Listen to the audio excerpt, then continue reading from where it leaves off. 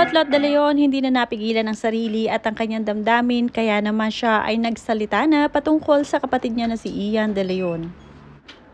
At hindi lang dito nagtatapos dahil nagsalita rin si Ian De Leon at ibinahagi naman ang kanyang side.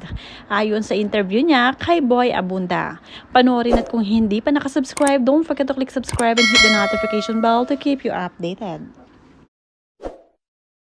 Ito nga ay patungkol sa mana na naiwanan nga ni superstar Nora Aunor. Ang sabi naman ni Lot de Leon, yung mana na yan, just to clarify, let me be clear. Wala akong hinahabol na mana. Wala akong hinihinging mana. Ni piso, wala.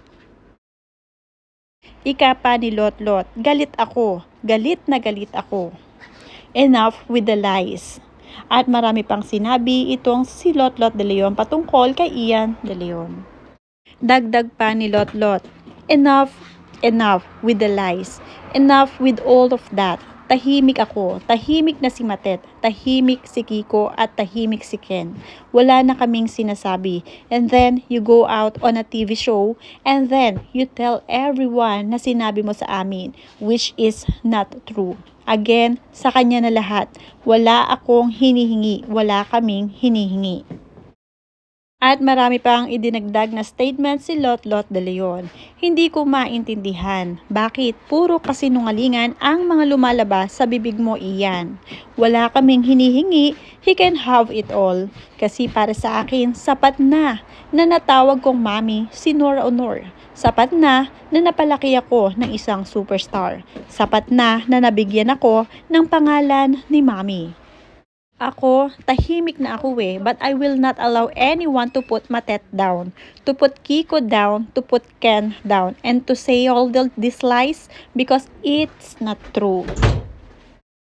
Lot de Leon addressed her brother Ian De Leon over allegations involving that late Nora Aunor's inheritance and legacy, saying she was hurt by claims that she and their siblings were after their mother's properties. Tanggap namin kung ano meron si mami. Kay Ian yan. Walang nanghihingi, walang nangaagaw. Lot de Leon turned emotional at the press con of the film 40 Days as she gives her side following Ian De Leon's recent interview. She clarified she was never after an inheritance. Dagdag pa ni Lot, galit na galit ako. Buong buhay ko isinakripisyo ko para sa mga kapatid ko tapos sisirain mo lang. Sa kanya ng lahat, wala akong hinihingi, wala akong inaagaw. He can have it all. Matapos naman ang mga kabi-kabilang issue nila patungkol sa kanilang pamilya, ay naglabas naman ng isang video si Matet De Leon na para bang nanunura ika ng mga netizens. Kumanta si Matet na may title na Banal na Aso, Santong Kabayo. Ito nga daw ba ay patama sa kanyang kapatid na si Ian De Leon. Marami nga ang nagkukomento patungkol sa video na inilabas ni Matet De Leon. Mula kay Joy Bernal Pasano, opinion ko lang to kung sakaling ako ay ampon kahit walang ibigay na mana sa akin ang nag-ampon sa akin, okay lang. Tama na yung inalagaan ako ng maayos, pinag-aral, binigyan ng maayos na buhay at pinalaki ng tama, umampon sa akin. Doon pa lang napakalaking utang na loob na. Di man ako pinamanahan ng pera o ari-arian, at least pinamanahan naman ako ng ugali, pagmamahal, magandang ugali. Sa iba pang mga nakapanood ng video ni Lot de Leon at Ian De Leon, marami pa rin ang nagkukomento. Sabi dito ni Consuelo Rebong, be thankful to your mom that she adopted you. Despite her economic hardship, she never disowned any one of her adopted children.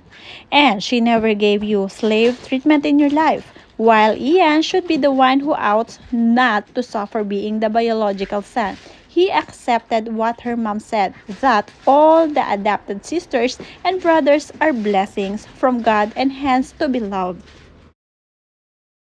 Marami pa rin talaga ang nagkukomento at pinagkakaguluhan ang isang superstar na Nora Aunor kahit na siya ay sumakabilang buhay na dahil sa pagkakagulo ng kanyang mga anak na sina Lot at Ian. Mula kay Betty Pablo, if I were you, Madam Matet, you just be quiet about the inheritance in the future. You will get whatever inheritance you are expecting. That can be equally divided. Not you are using the social media. That is all positive and negative reactions that may get into non-stop war between the siblings of Miss Nora. You'll try to avoid the criticism coming from the outside. The more you speak, the more you get different reactions. Wala naman kay Emma Tejuco, pag ganyan sila huwag nang ibigay ni Ian ang mana nila. Di sila makapag-antay tapos panlalait pa ibinibigay sa tunay na anak. Hay, sana dumating pa rin ang araw na magbati sila. Sayang naman ang pinagsamahan nila. At mula naman kay Janet Santibanez, kung mausap sila ng lawyer at magtanong, huwag mag-away. Si Ian dugo laman siya. Yan ang problema kasi sa wala legal papers. Noon kasi basta na lang binibigay kay Nora Honor ang mga bata. Ganun lang kasi noon. Mula naman kay Florencia Villanueva, that's why we need will and testament or living trust. Yes, this matter should discuss privately, not in public. Mana is always the cause of family feud. Mula naman kay Teresita Reyntar, tulak ng bibig, kabig ng dibdib. Ayaw daw pero anong purpose na nag-iingay kayo? Tell it to the Marines.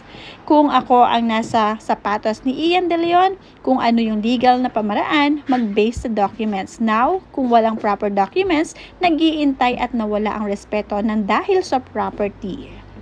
Keep distant, keep cold, and it seems they are not existing. Kung merong nagpaparinig, magpa-interview, hayaan mo. If deep inside you're hurt, may plano ka sana pero sinisira ng drama. Iwasan mo na answer in your level, clear things and not for them. Do it once lang, then ignore. Kung lalaki ang issue, be it. Remember, God is fair and just our God is bigger than the issue. Ipapasa kamay ni Lord ang lahat. Pray hanggang sa dulo. Ipagpatuloy mo anong nararapat sa isa't isa para in the end, meron kang maipaglaban sa huling digmaan.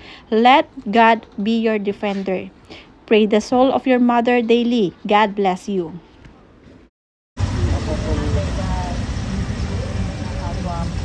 Ano, medyo parang ano, may yung ganun ka kasi ano,